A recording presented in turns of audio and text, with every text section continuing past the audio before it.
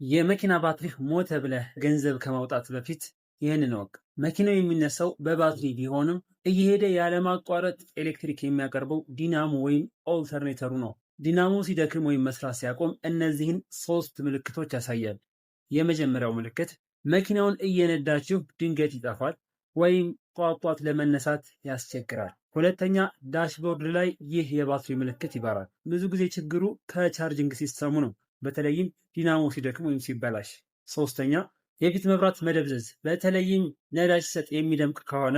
እነዚህ ምልክቶች ካየህ ባትሪ ከመቀየር በፊት መጀመሪያ ዲናሞውን አስተካክል። ለመኪና ወዳጅ ጓደኛ ሸር አድርግለት። ለበለጠ ፎሎ ማድረጋችሁ እንዳትረሱ።